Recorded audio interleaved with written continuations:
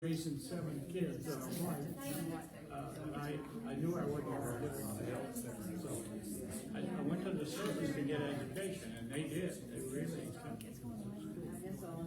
So I got a lot of degrees.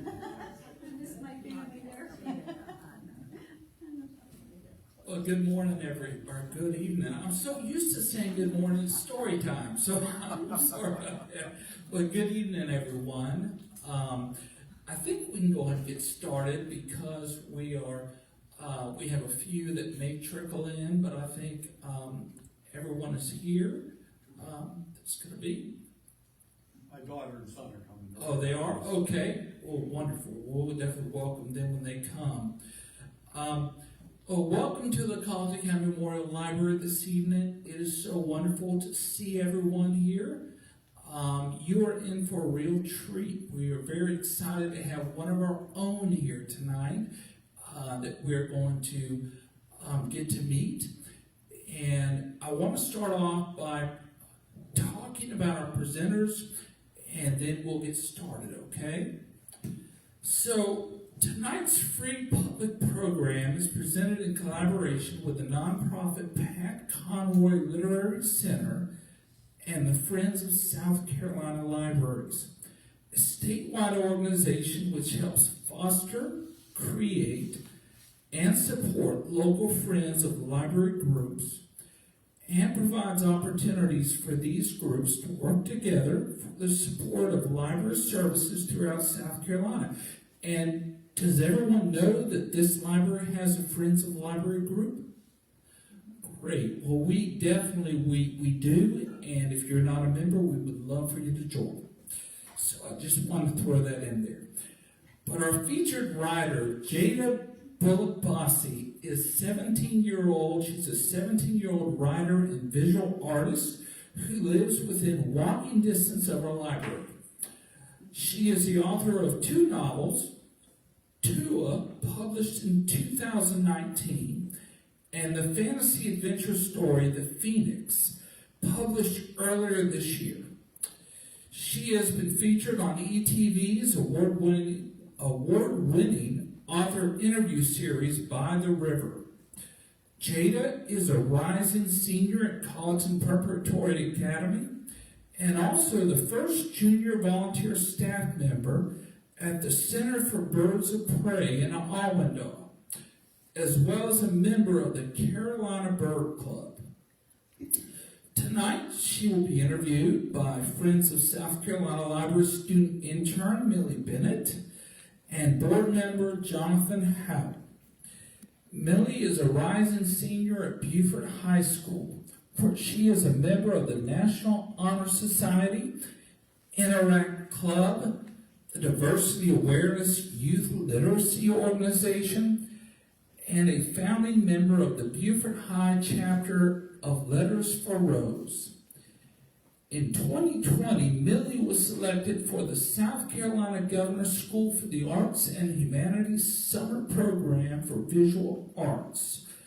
And in 2021, she participated in the SCAD Summer Sessions for Visual Art, Animation, and Character Development.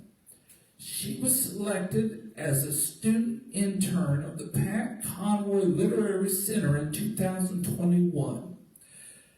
Jonathan Haupt is the executive director of the nonprofit Conroy Center, former director of the University of South Carolina Press, and co-editor of our Prince of Scribes, Writers Remember Pat Conroy.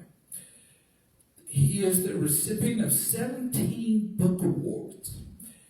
In 2020, he was honored with the Doug Marlett Literacy Leadership Award presented by the Pulpwood Queens, the largest book club in the U.S. So I am proud to have them here tonight, and I am so excited. So thank you all for being here. So if you would please help me give a very warm welcome to Jeyda Bolukbasi, Millie Bennett, and Jonathan Haupt.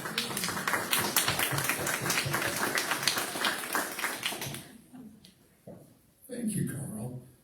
It's so nice to be back here in Walterboro through the magic magic that is Facebook memories, I discovered this morning that I was in this room exactly 3 years ago today to give a talk about Pat Conroy as student and teacher, and to be back tonight to talk to two people who still are students is really special. So I want to thank Carl Coffin and the library for the opportunity to do this, and many thanks to Friends of South Carolina Libraries for the live stream right now. Hi, at home audience.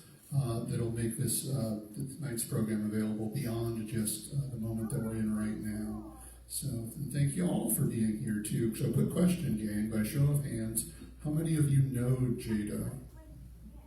Look at that, yes, hometown audience, that's awesome, yes. So in the interest of full disclosure, I will say that we have had this conversation twice before in two different contexts. We had Jeyda down to Beaufort to speak for the Conroy Center in partnership with Nevermore Books, one of our really wonderful independent bookstores in Beaufort. And then we also invited Jeyda back to be part of Camp Conroy, our summer camp. So she got to speak to young writers and artists who are just a few years younger than she is, but want to be who she is, want to be at this point, to have books in print, to be living the kind of ambitious life that she's living. And it was really powerful, it was really inspirational for our students to get to meet Jeyda. And we hope to have a wonderful conversation tonight, but Millie gets to start us off, because that's what Millie does. What, Millie? Yes. I don't know about how I feel about that. Do I need to rephrase that? Maybe, Did I set but the we're ball? moving on. All right, she's editing as we go. I do have the faulty microphone. It's a little quiet.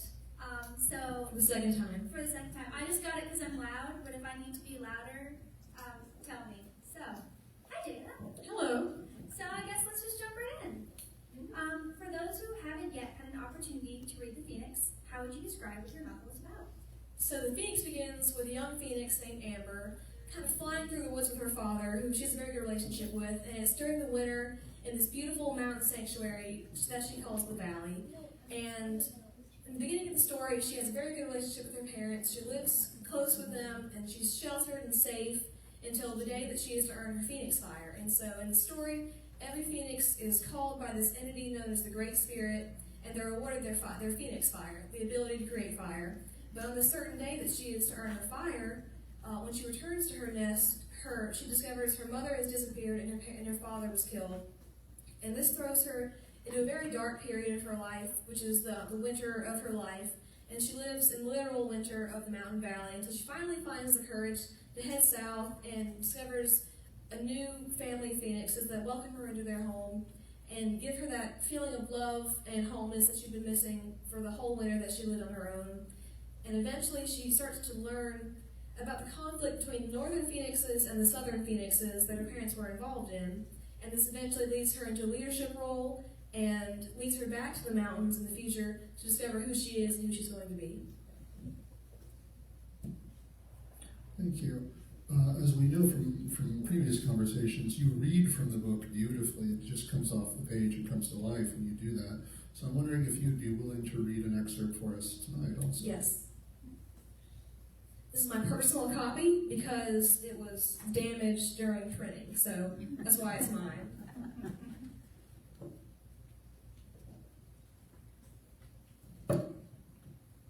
He leaped into the air, keeping his eyes on me, and blew icy air at me with his fiery-colored wings. It flattened the feathers on my face and lifted the fallen snow into the air once again. It cooled my face and body. I let my eyes close, then it turned warm and comforting in the freezing air, and I opened my eyes to see that his body was now engulfed in flames. They reached toward the sky and danced on his body, and all of the feathers seemed to come to life and breathe out the fire like oxygen. There was no smoke, just fire, as alive as ever. Now sparks flew towards my face, along with the snowflakes, and he turned his head and body, then descended down the mountain. With awe, I watched him glide down into the forest like a quiet, obsessive child who'd just been complimented by his favorite teacher. Maybe one day I can be like him, I thought. Come, Amber. Mama jumped into the air like father and headed towards the river. I followed. Oh, how I missed the snow. My childhood euphoria returned and filled my body and mind with emotion. The sparkling of the ice that grew on the cliffs when the sun peeked through the clouds always dazzled me. The mountains that rolled and tumbled became white towers drizzled with dark chocolate sprinkles, and the joy it brought to me. How the memory of childhood joys brightens my soul. I see myself rolling in the snow and shaking it off before it melted on me. I feel the freezing water when I strayed too close to the river. I remember the warmth of the sun's slow return, The fawns that roamed the woods would frolic and play, and the songbirds always adored the snow. My fondest memories are of those when the snow clouds flew over the river valley. I had always loved to wonder why some plants and animals slept during the winter and didn't enjoy the beauty it brought to the world. It's a time when the trees are bathed in white powder, causing the green mountains to turn pale. It's when the moon overpowers the sun and water turns solid, when the snow reminds the world for days of the path of a hunting fox, and when the warmth of family is warmer than ever. How could someone not adore the delights of winter? The river was dead still. I almost laughed at its subtleness. It was like a wild, free child who was now abnormally calm and sensible. In the spring it had raged and tore through the river valley angrily, but now it was as stagnant as the mighty mountains. Father, who had lived on the bank before us, with his weightless feathers fluttering behind his heavy body, trudged through the snow until he reached the spot where the frozen river met the land. Slowly, he let his talon rest on the delicate ice. I wanted to jump forward and save him from the indisputable peril of falling into the river, but his modest peacefulness confused me. I resisted the urge to move and watched Father's next action intently. He let his weight slowly rest on the ice. Instead of hearing the ice crack as he collapsed into the water, I heard the quiet slosh of water. I trudged through the snow to where Father was standing and gasped as he lifted his talon out of the river, with glimmering drops of water falling from his talon. I watched as the ice around him vanished, just as it had branched over the river last night. The ice melted away suddenly and beautifully. After melting the ice in the rough shape of a circle all the way around to the other side of the bank, it stopped, and in front of us was a window into the life-giving water. How did you do that, I asked. I want you to remember this, Amber. Some believe fire is a dangerous thing that brings only death, but like any other weapon, what it inflicts on others is the action of the one who wields it, not the weapon itself. Thank you. Beautifully read. One of your English teachers is here, and we were just talking out in the hallway about the way that she reads Pat Conroy, that you've got to kind of read it twice, once for the story, but also for the language, too. And that's true in many cases for your book as well, particularly in that passage. Descriptive writing is just so strong. You're appealing to all five senses in this description of the river and the winter. It's really beautifully done, Jay. Thank you. Congratulations. Yeah, and it's so beautifully done that it makes me wonder about your writing process. Can you tell us a little bit about when you write, where you write, and just kind of how these words come to you? So my saying is I'm a student by day and a writer by night. I don't write during the day most of the time because I have school, and at night my creativity flows better. So usually I'll sit down on the computer around maybe 6 or 7 after dinner, and I'll write until the words stop coming to my mind or it's too late to stay up. Sometimes I'll stay up till midnight writing. But and whenever I'm looking for inspiration, I'll really pay attention to the world around me, and I'll look for signs of what I'm supposed to write or what I'm meant to write about. Like with Tuah. Tuah was a funny story. I was at a Walmart with my granddad, and we drove by a retaining pond, and it happened to have a few geese in the little, kind of like a little retaining area of water, and it was so funny. I was like, that's my bird, because I was looking for a bird to write a story about. I'm like, that's it, that's the one I'm going to do. So I researched geese, and I eventually found a beautiful goose called the emperor goose, and that's the one I stuck with. And after I get my inspiration in my mind, I'll usually ruminate on it for a while and develop a rough storyline until I finally sit down and just let the words kind of pour out. And speaking of your previous book, Tuah, it is easy to tell that you have a love of birds. I understand you're the youngest volunteer at the South Carolina Center for Birds of Prey, too. So where did this passion start, and how did it make its way to your writing? Or is your love for birds something that fuels your writing? It definitely fuels my writing. It was something that started before I can remember. I was always that weird kid that was, when I went to the zoo, I'd be the one at the birds, in the bird cages watching them or calling back to them, or always I could be found in the woods looking for birds or reading some ornithology book, some hand-me-down ornithology book that was 50 years older than me. I can't tell you when it started. It's always been some part of my life. And my first visit to the Center for Birds of Prey in Almondale was an amazing experience. I saw these people holding these beautiful birds of prey on their hands, and I was like, oh my gosh, I wish I could do that. So thanks to my dad, I talked to the director, Stephen Chevelle, and he let me in. He let me become the first junior volunteer staff member. I started at 12, which you're supposed to start at 17, I think, and I started at 12. And it was just a wonderful experience. They taught me how to man the birds, how to feed them, how to pick them up and set them down, and it was just something that really was definitely a wonderful highlight of my life, and it did actually help me develop my characters and develop the physical image of the phoenix that I wrote about. I don't know, guys. The microphone. Just like last time. Yeah. So the phoenixes are very, very beautifully described. Just it's so easy to tell how much you love birds and all these kinds of animals. And I just kind of want to know how you made the phoenixes you envisioned, because there's a lot of mythology surrounding them, and I wanted to kind of know what influenced what the phoenixes looked like and kind of how they acted. So my original idea for the story of the phoenix I developed when I was 7 maybe. A boy in my class gave me a little journal and I wrote my first little book in it, and it was the first version of the phoenix. And at that time, I was still super obsessed with birds, and so the idea was more of a bird-like figure, but with more flair, a little bit of flair mythology, where a big, colorful, fiery crest and a long, kind of parrot-like tail. And that volunteering at the center helped me kind of hone in that idea of this more realistic bird image that I kind of developed in my mind and worked on until I was ready to write about it and put it on paper. Both of your novels have an arc that is a coming-of-age story. Even though your protagonists are birds, they're still sort of the equivalent of being adolescents and in this moment in their life, as you are, as is the writer, as is the creator of the stories. So I'm really wondering why you decided to focus on that kind of narrative, a coming-of-age story, and if writing them has actually been helpful to you in your own coming-of-age, which you are still going through. Well, partially because I am in that part of my life. It's a really kind of a turning point in my life. I'm about to go to college and leave my home, and I haven't done that. I've never done that before, and so I'm a little bit nervous, but it's something I like writing about because every story begins with some inciting incident that's not always a good thing, but it drives the character to become who they're meant to be and who they're going to be. And I thought that, I could add in like a sad or a quiet, kind of slow beginning, or I could add in like a really big incident that would help force the character into the story. And I thought that would be, something that would inspire people by showing that even though there's a negative portion in the beginning of the book, which I know can be kind of hard to get through, it still ends beautifully. And I do like writing books that end in a good way and end happily, more or less happily, because it inspires me to believe that even though I might be in a bad place in the winter of my life, there's still going to be a spring and summer that comes in the future. It's beautiful. Thank you. So my next question is that you wrote a book as a 13-year-old and now as a 16-year-old with Phoenix. This is not a small task to accomplish. So how did you take the first step to publishing your book, Tuah, and continue with Phoenix?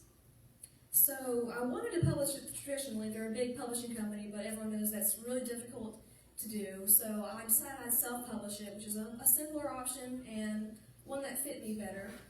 So I emailed this publishing company, and they got back to me, and I was like, well, yay, I can do this now. So I already had my book in hand. Really, I sat down 2 years before, and I decided I'm going to write a book, and so I just wrote it, and I worried about everything else after I wrote it. For the Phoenix, I actually had it edited by a couple of my friends, and then had it published by the publishing company. But it was overall a great experience. I really enjoyed it. It was the best feeling to be able to hold a book in my hand. It's like this idea that I had so many years ago is suddenly like this physical item that I get to hold. It's really powerful when it becomes real, when it's tangible in that way, not just for you, but for the readers as well, something you can share with them. So congratulations on having 2 books in print, not just 1, but 2 books. Thank you. Hope 3 in the future, but we look I have to forward to apply to that. college too. Can we get the 3rd one before you turn 18? I really don't, because I turned 18 in March, so You I can don't do know it. about That's that. enough I time. don't know. That's enough time. It can be done, yes. Both of you, Jeyda and Millie, are both really multifaceted, multi-talented. You have so many interests. And about half of my remaining questions, Jeyda, begin with the words "you also," because I like to try and figure out how the different aspects of your life fit together and inform what you do as a writer.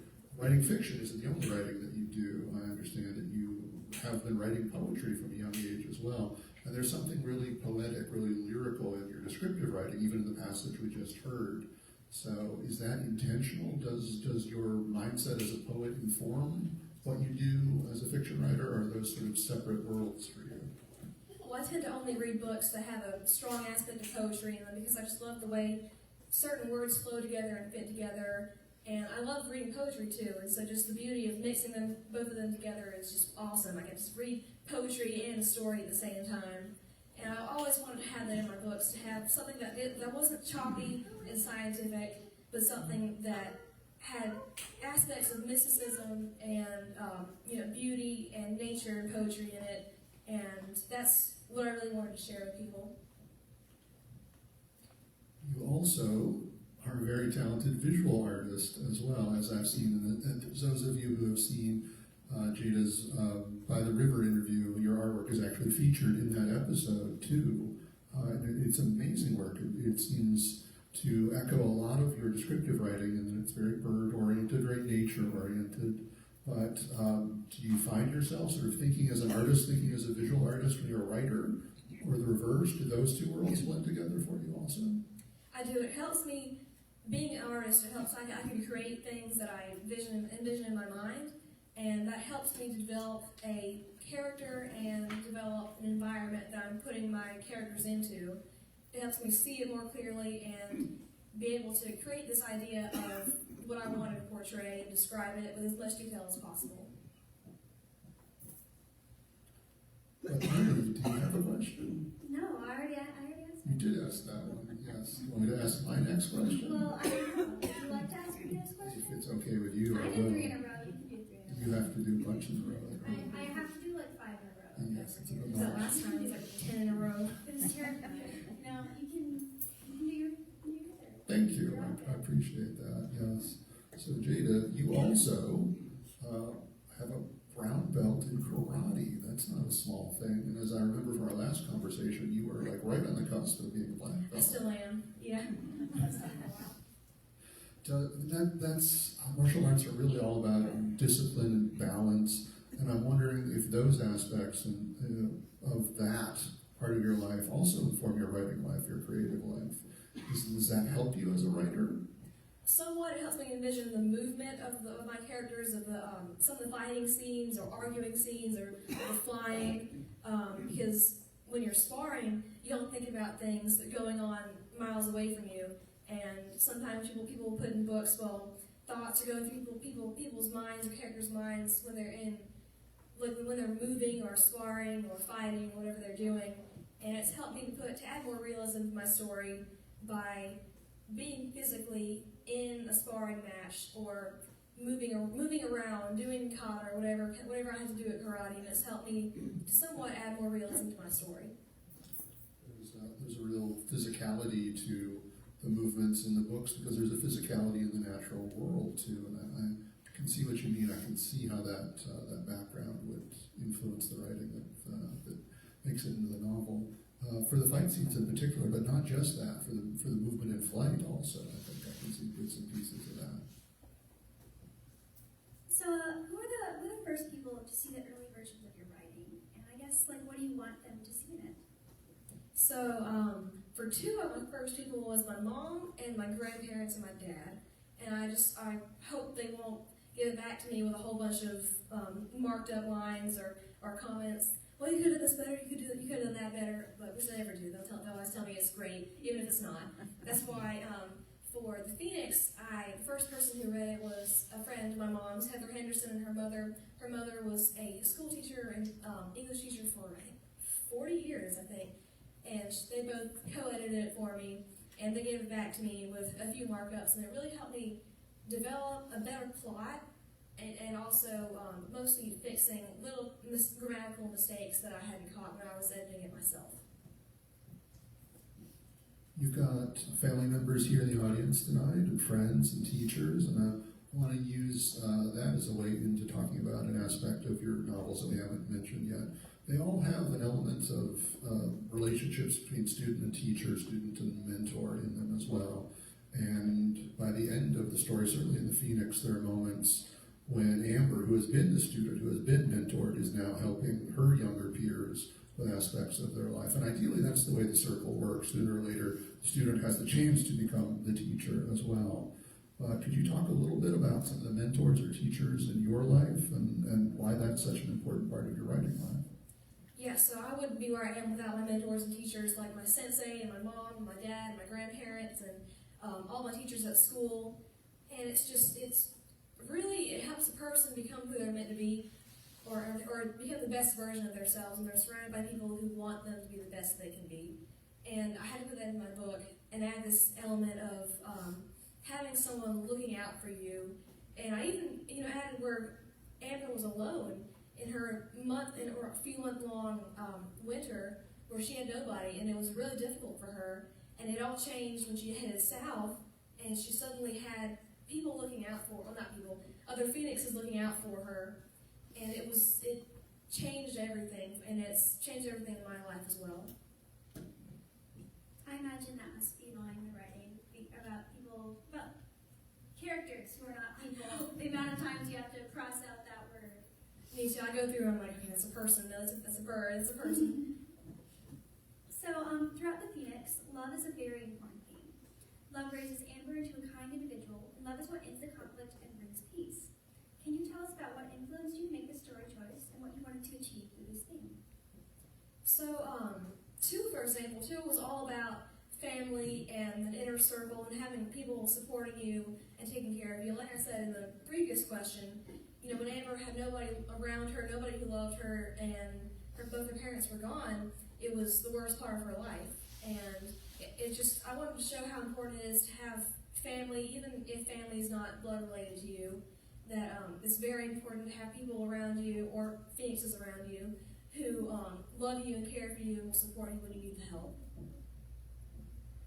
That's a beautiful answer. Sorry, guys. You can see I'm kind of tired today. A little rough. Third coffee. I need a third coffee. Love is not just shown to be integral in the romantic sense, but it's shown constantly through familial settings. Can you tell us a bit about your decision to make family so important to the story, to your first novel, Tuah, as well? Partially because it's been very important to me in my life, and I was something I could describe really well and show, in a really descriptive way, an accurate way too. It wasn't something that I'd never experienced before that I was struggling to write down details about or couldn't portray accurately.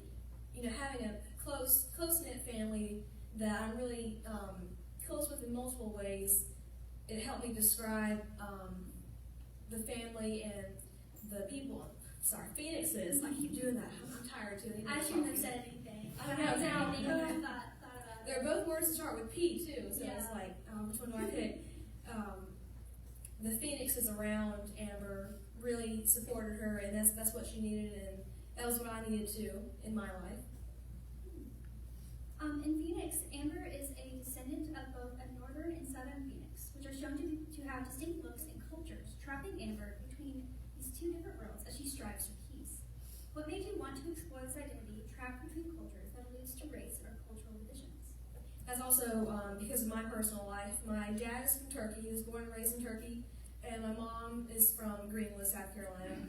And I got to see people from totally different worlds interacting. I even did that too. I go to Turkey, and my grandparents and family members come to America, and just seeing the difference in cultures that I'd never experienced before was something that I also wanted to show, because I could show it accurately, because I experienced it. I knew what it was like to be around people from different backgrounds, and it also added a good element to the plot, because there were differences and arguments in the story, and it helped me kind of develop a better story with a better plot that was more complex than something that I could have made up myself.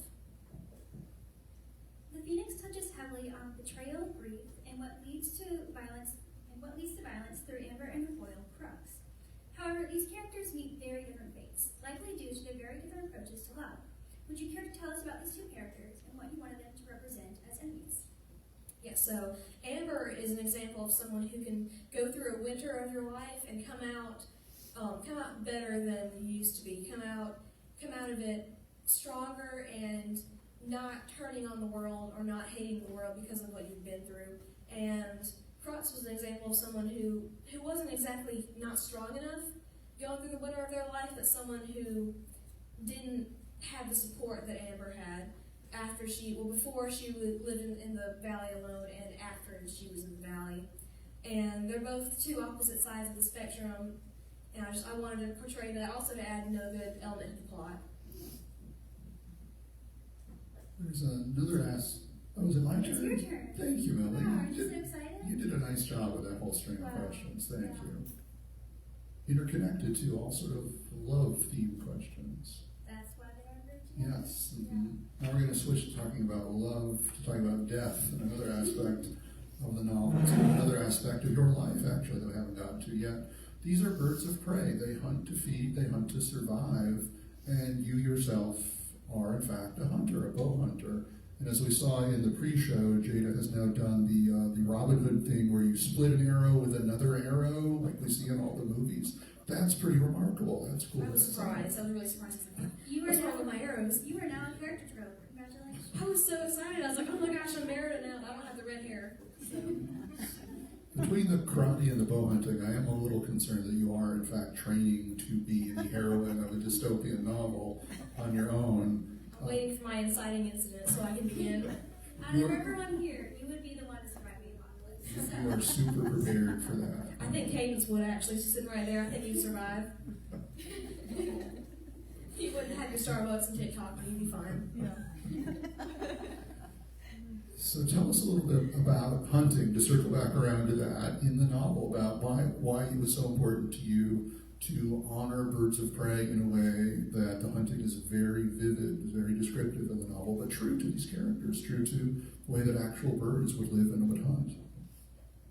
Well, that's because of my experience at the Center for Birds of Prey and all I know, because I held these birds and I had to feed them real animals. They weren't living animals, but they were real animals, and I watched them eat them, and I learned more about the circle of life, that even though, there's death and there's uncomfortable things in the circle of life, everything living has to eat something, or has to consume something so that there can be more life and more death, and everything just circles around and it completes itself.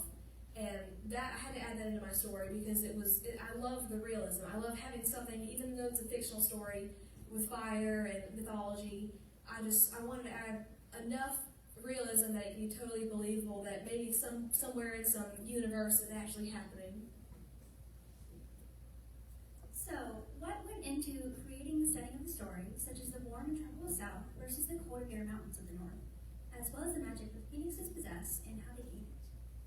So the environment was based off South Carolina, because South Carolina has the beautiful mountains up in the north and then a long coastline in the south, and in between is just the kind of the transferring area of Piedmont and the Sandhills. And I based my story off South Carolina because I was familiar with the different environments, and because it gave more of an element of the environment, and it helped you see what was around these characters and what was happening. Because if it was just one simple place, if she stayed in the mountains the whole time, it kind of get boring. Just all these dead trees and snow and things like that. But if she were to travel, I could describe all kinds of scenery moving and changing behind her, and I wanted to add that to add more flavor, kind of flavor to the story. And so I could also describe nature, which is something I love doing. Oh, it's still my turn. Whose question is it? Oh yeah, it's my turn. Yeah. Long night. Okay, so Amber and all the Phoenixes gained their flame from a deity of sort called the Great Spirit. Later, Amber has a romantic relationship with a phoenix named Spirit, whose character saves her and pushes her to continue living, leading, and fighting. Was there some sort of connection between these names?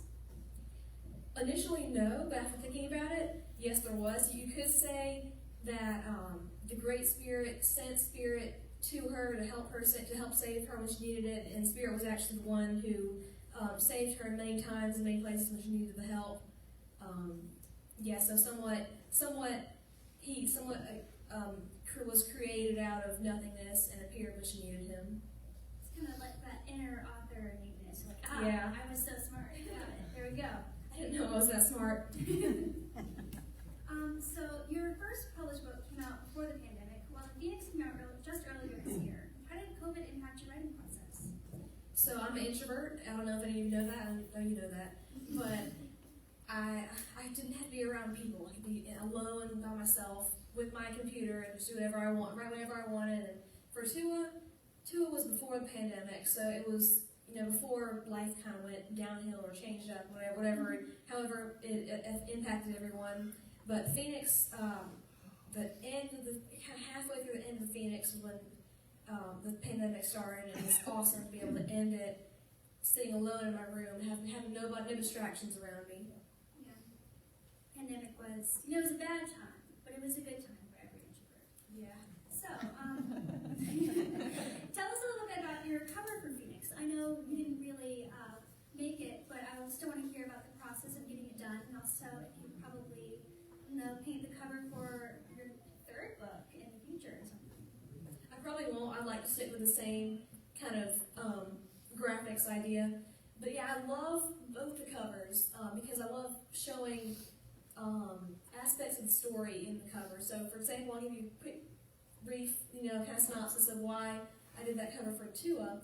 Tuah has, I know you probably can't see it from over there, but the Emperor Goose, I don't know if it'll stand up on its own. I tried to stand it up. But the Emperor Goose is... Good prompt work. Thank you, Millie, thank you. The Emperor Goose is a juvenile, and it shows that another theme of Tuah was everyone's always growing, everyone's always learning, and he's not fully grown in the picture, which I love that. But then for the Phoenix, it's got, I'll hold it up. Well, actually, there's a sign here too, great. I can't see it from where I'm sitting. But the Phoenix has definitely an element of fire and darkness in the background. The Tuah is a lot more bright and light and not as dark as the Phoenix, but the cover still has fire coming through and kind of overcoming the darkness.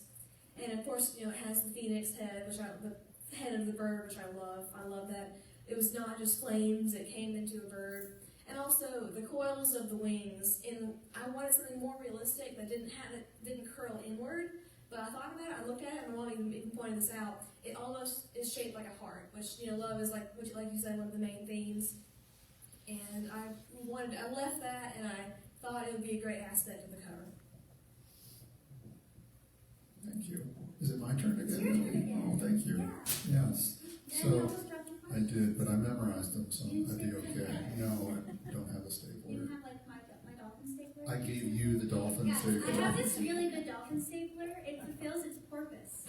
Alright, now you go. You proud of yourself? Very proud. Good, yes. So we're really honored to be back in this library tonight, and as Carl mentioned in the introduction, Jeyda lives super close.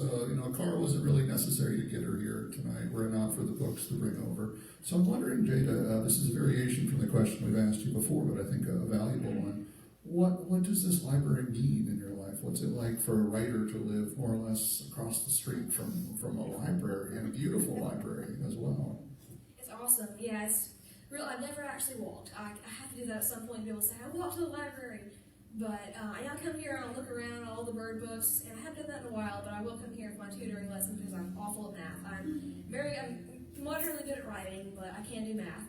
So it's nice having a place close by that's quiet that I can come to, and I can just look around whenever I want to, and there's usually a good bit of traffic actually whenever I come around here. I was hoping to be alone sometimes to be able to just look at the books or have a quiet tutoring session, but it is nice to know that people come here and people value the library. And just sort of stick with that theme for a second. What have you been reading this summer? This is the end of the summer reading program for the library, so that feels like a fair question. What have you been reading lately? What have you enjoyed? Currently reading 3 books at the same time, which I'm not doing very good at. I'm still trying to finish The Water is Wide by Pat Conroy. I've also started Vesper Flights by Helen McDonald, which you bought me. Thank you so much. And one other, I forgot the name of the other one though, but I'm working on finishing all 3 of those. That's great, yeah. V is for Vesper, that's the same author as H is for Haupt, is that right? Yes. Was that the earlier book? Yes, I That's love right. that book. Yes. My favorite book of all time. So, I wanted to ask, who did you write The Phoenix for? And Tuah as well. Is there any specific age group that you wanted to convey a message to? No, I wanted it to be kind of timeless. If you can read that's kind of who I had developed it for. Phoenix maybe for a little bit of an older audience because it has a little bit more fighting scenes and things like that. But really, I wanted it to be for everyone and everyone who wanted to read it. We're getting near the end of our questions, which means we're about to have time for your questions, gang. So this is your maybe 5-minute warning for audience questions. So this is my last question, maybe. We're about a week from you going back to school, maybe even less than that. I don't know when it starts at Colleton Prep, but this is your senior year. So what are you looking forward to this year, and what happens after this? What are your plans for college? Senior privileges, that's what I'm looking forward to. Have my own parking spot with a sign, and then I get to skip the lunch line, I get to eat lunch outside, less classes, and things like that. That's what I'm excited for. Your school has so many privileges. It's awesome. My school, seniors get to walk out 5 minutes early. That's it. That's everything. They took away your study hall. And they took away our study halls this year. We don't get any. So, Yeah, well, I'm excited for the benefits I'm getting. Sorry about you, Millie. But I'm hoping to attend Clemson University. I'm applying right now, and I want to study ornithology or environmental conservation. And that's definitely my main goal. That's awesome. Those both seem like great fits for you. Do you think you're going to continue writing in whatever you do in your adult life as well? Yes, I thought about minoring in writing, but it's more something I kind of don't think of it in a less of a, I think of it less of a academic standpoint and like more of an artistic standpoint. So it's not something that I feel like more my ornithology would take up more of my time and energy, especially at college, and I think I'll wait until after college to further my writing in the sense of it academically. do you think you'd ever write a book about facts about birds instead of stories about birds? I don't know, I've read so many books about birds, sometimes they've gotten so boring that I couldn't handle it. I've watched, But you love birds. This is your I thing. do. I even watched, I sat and I was at the Center for the CBC meeting, Carolina Bird Club, and it was a talk on aging seagulls. And oh my gosh, gulls, they all look the exact same. And it was awful. But it was terrible. But I still sat through the whole thing, and so I couldn't, maybe I could write about a bird scientifically, I could try, but I get bored sometimes if there's not some mythical aspect or something, some magic that keeps me entertained. Fair enough. So, what advice would you give to anyone looking to write and to publish? So definitely go for it. Don't be afraid of anyone judging it or thinking badly about it. That's why I do sometimes. I'll write something and I'm like, no, I think I'll take that out. And then I'll think about it overnight. I'll be laying in bed, why should I add that in? And I just go ahead and go for it. Don't be afraid. If you need help, there's so much information on publishing and writing books on the internet and the library too. And it's just go ahead and go for it. That's definitely my advice I give people. That's great advice. Thank you for that. And good to echo in the library, too. You worked the library back in. That was nice. Good way to say thank you to our hosts. So, audience, this is your turn. We'd love to hear from you. Questions, comments, lavish praise. That's certainly welcome. Maybe a third coffee for Millie. Or any other dolphin puns you want to throw into the conversation. For the sake of the camera, which has been on us the whole time, I'll just say there are about, 200 people in the audience tonight. And I'm not good at counting things. We're really glad you're here, but I did see a hand go up way in the back. So yes, question. First I want to say how much joy it is to see someone live their creativity. Because very often, we get scared about judgment and, how it's going to be hard on other people. And as you spoke, in my mind's eye, I could see a young girl painting, because this is your palette, and you can't predict everything about it. It's not a numeric or a scientific entity. It comes from spirituality, and your spirituality really shows. And to see a young person love a book is a joy. I have 2 older children, and I don't think great, and I know that when you are creative, if you are not creating, you tend to be more depressive. Yeah, that is true. So my advice to you is always keep creating, even if it's writing, 4 words on a piece of paper. And then the world is really so open to you because you are open to the world. In my choosing to come here tonight, I just had in my journal, teen girl at library, 6 o'clock. And, excuse me, but I'm almost 65, so I don't remember everything.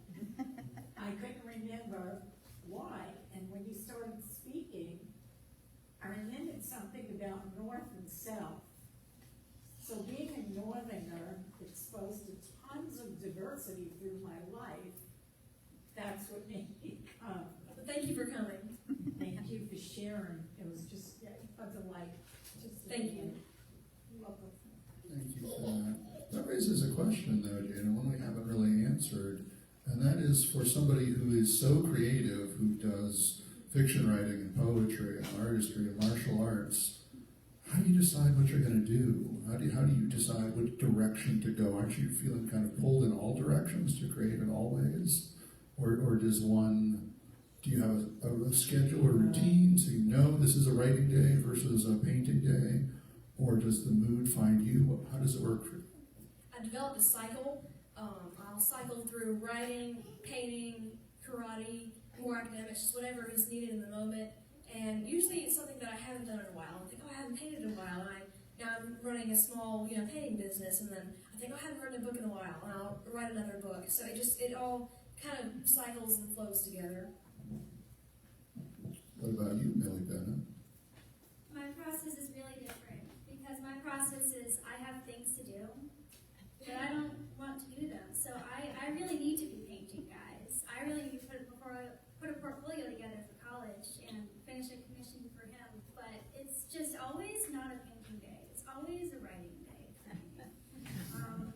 But I do love painting, so I will get everything done eventually. Thank you both for answering that. Any other questions? Oh, we got one up front. There it is. Yes. You are absolutely amazing for your age. I'm really amazed with what you've accomplished at such an early age. I never started until later in life, like after retirement, before I started writing. But you hit on so many points that I am now thinking of in my 70s that you were thinking of at 17, which is amazing to me. Because I also did karate. I was a baton twirler in my younger age, yeah. And I think that you do, when you're thinking about writing, you do encompass a lot of different little things, and you're so good with explaining yourself and articulating. I do poetry, and I write children's stories. And my sewing machine is my inspiration because I find designs on my sewing machine, and that's what goes into my books. That's amazing. That's Yeah. cool. So I have a kind of the same type of pattern that you are, but I wish I would have started when I was 17 and not when I was 70-something. Well, I have a fear of dying early, so I want to make sure I do everything that I can as soon as possible. I'm like, oh my gosh, when am I going to publish my next book? I'm going to be 75 years old in 2 days. My question is, I also did self-publishing. Did you have any trouble with them? I did not actually. They were very, very kind, and they responded to my emails quickly. I never met them in person. The only thing I would say was the editing was not, it was a little bit subpar. Yeah. But the cover was absolutely, definitely worth it, 100%. That's why for my second book, I had a friend edit it, and it turned out a lot better. But that's really the only thing that I would complain about. Yeah. Do they call you a lot? No, I contacted them. No, more I than they mean were. now, after you publish them, do you get marketers calling you constantly and bothering you? I hope for that. I but get no. calls every day. And I said, when are you people going to quit? I'm not spending any more money. Because it is very expensive to do that. Yes, I didn't do much marketing with my publisher. It was more just on Amazon and just for me to get my prints in hand, which produced a lot of stress. But also, it leaves it up to me to sell my book, and I have to, meet up with people like at Pat Conroy Center, which is an awesome experience. Thank you guys so much for all the opportunities. But yeah, I'm thankful for all that I've accomplished. Yeah, I bet you are.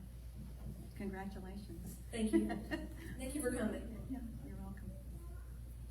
Do we have any other questions out there this evening? Oh, yes, please. So, I am only a year younger than you, and I've been writing since 6th grade, and I've also wanted to publish. How did you overcome the feelings of nervousness and stuff to actually do it? Well, personally, I'm more afraid of not doing it than doing it. So that's kind of what pushes me. Just think about your life from a distance. If you were somebody else looking at yourself, would you say, "Oh, you have a right to be afraid. You shouldn't do it," or would you say, "Go for it. Go ahead and do it. Do the research and find people that can talk to you and help you." And think about yourself from other people's eyes who will look up at you and just don't be afraid. I know it's hard to shake the feelings of nervousness. I have anxiety and people always say, don't be afraid. Well, that doesn't help very much. Thank you though, but you have to find it within yourself, and you'll know when the time is right, and then when it is, just go for it. I take pieces from other stories and make my own story with it, but I'm always afraid of copyright issues and that stuff, so I never let anyone have it. I don't let anyone. Yeah, I don't know how to help you with that. I guess do research and ask about how you would figure out working that into a single story. If you're talking about fan fiction, legally you cannot publish that. That would, no. No, I don't touch fan fiction. I don't really get it. I don't alter stories. I take concepts and plot. Okay, cool. I just wanted to make sure, because if you did, you'd be putting yourself in a lot of legal trouble. No, not fan fiction. That's my friends, not me. If you'd like, I can give you the name of my publisher is also in the book. If you'd like to look into them, they helped me a lot, and it was very simple and stress-free. My publishing experience.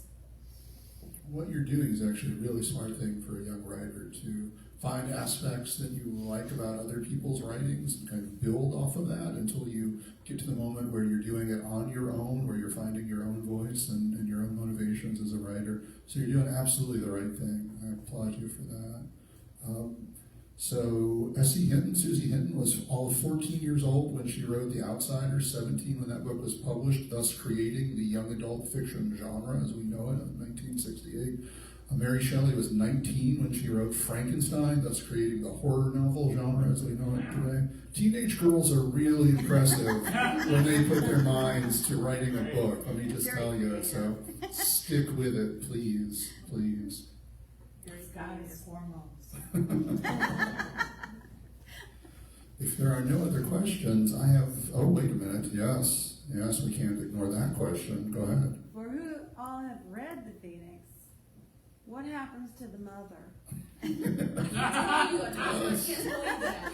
Jeyda, I asked this last time. I didn't get an answer. Can I get an answer this So I time? have to publish the next one, then you'll know. I can't But tell you yet. I don't have that kind of time. I need to know now. I'll tell you in secret. There's not 200 people listening. All right, Yeah. thanks. I guarantee you I'm eagerly waiting. Okay, well, I'll tell you first. I'll tell Millie second. Her actual mother just asked her that, and she would not answer it. We're not going to get this out of her on camera. I'll be last to know.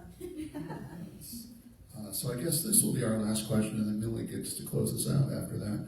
Jeyda, is there somewhere, I don't know, maybe in this room where people can buy copies of your book?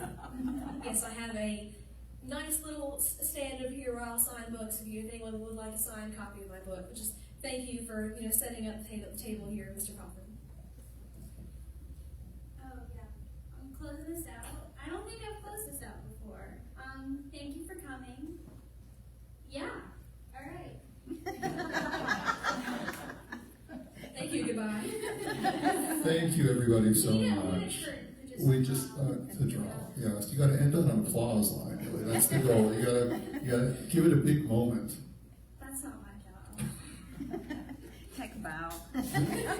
This has been really special to get to talk to Jeyda right here in Walterboro, so I want to thank you all so much for coming tonight, and thank you, Carl, thank you to the library for making this possible. Thank you, everybody.